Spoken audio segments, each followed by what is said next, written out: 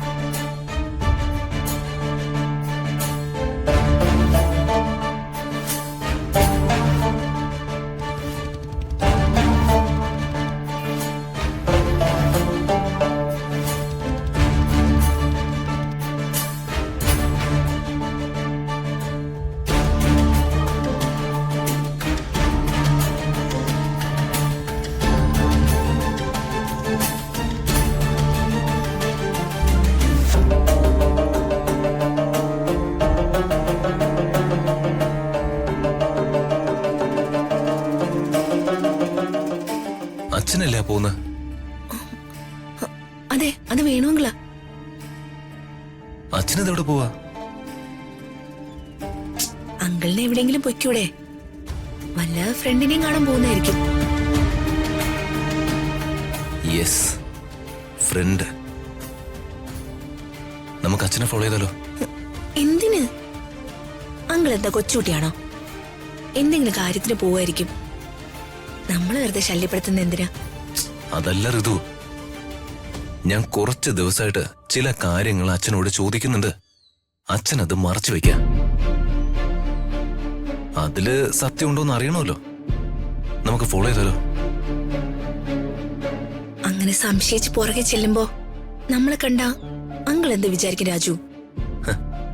അതൊന്നും അല്ല, അച്ഛൻ അത്രയ്ക്ക് ചെറിയ മനസ്സൊന്നുള്ള ആളല്ല. ഋതിക വണ്ടി ഇറങ്ങിയ അല്ല, ഇറങ്ങ്.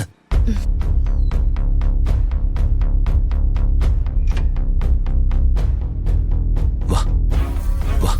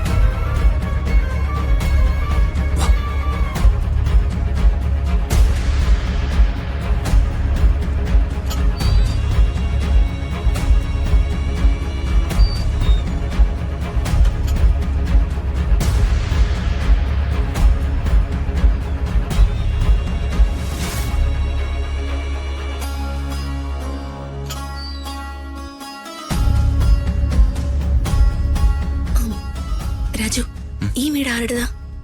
ആർക്കറിയാം? നമുക്ക് പിന്നാലെ പോയാലോ? അത് മോശമല്ലേ രാജു? എന്ത് മോശം? എന്റെ അച്ഛനല്ലേ?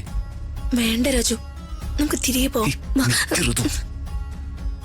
എന്റെ സംശയം ശരിയാണെങ്കിൽ ഞാൻ കുറെ നാളായിട്ട് അന്വേഷിച്ച് നടക്കുന്ന ഒരാള് ഈ വീടിനകത്തുണ്ട്. അതാരാ?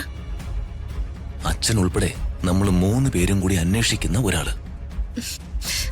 ആരാണെന്ന് പറ. ജഗൻ. ജഗന്നാഥൻ. ഋതുവാ,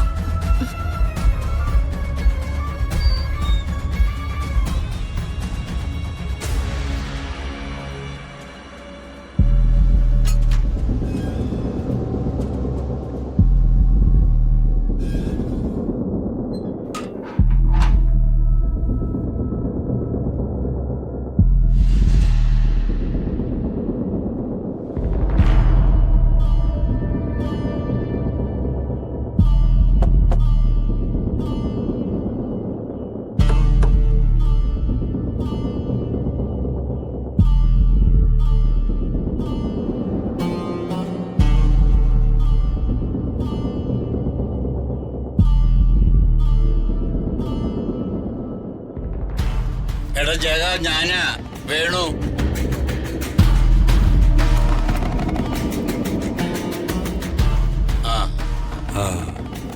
വേണു വാ. വാതിൽ മുട്ടി കേൾക്കുമ്പോ എനിക്ക് പേടിയാ. അവളും ഗുണ്ടകളും ആയിരിക്കുമെന്നാ പേടി. അവളങ്ങനെ പെട്ടെന്നൊന്നും ഈ സ്ഥലം കണ്ടുപിടിക്കില്ല. ഞാൻ ഫുഡ് കൊണ്ടുവന്നിട്ടുണ്ട്, നീ ഇത് കഴിക്ക്. കഴിക്കാം, വരട്ടെ. നിനക്ക് പോകാൻ ധൃതിയുണ്ടോ? ഇല്ല.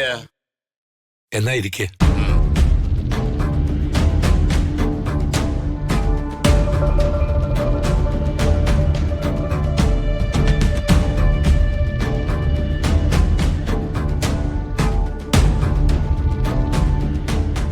എനിക്ക് ഇതുവരെ അറിയാത്ത ചില കാര്യങ്ങളുണ്ട്, ചില സത്യങ്ങൾ. അതെന്താണെന്ന് നീ എന്നോട് തുറന്നു പറയണം. എത്ര കൊല്ലമായിട്ടുള്ള ബന്ധമാ വേണു നീ ഞാൻ തമ്മിൽ. ഞാൻ നിന്നോട് നുണ പറയുമെന്ന് നീ കരുതുന്നുണ്ടോ? ഒരിക്കലുമില്ല. എന്റെ ചോദ്യം നിനക്ക് മനസ്സിലാകാഞ്ഞിട്ടാ. വർമ്മ സാറിന് തെറ്റിദ്ധാരണ ഉണ്ടാകാനുള്ള സാഹചര്യത്തെ കുറിച്ചാ ഞാൻ ചോദിക്കും.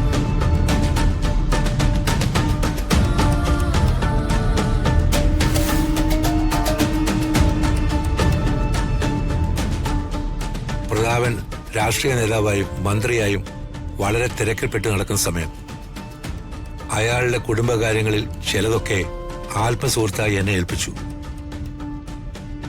ഗർഭിണിയായ പത്മാവതിയെ ഒരു ഗൈനക്കോളജിസ്റ്റിനെ കൊണ്ട് കാണിക്കാൻ വരെ അവന് നേരമില്ല.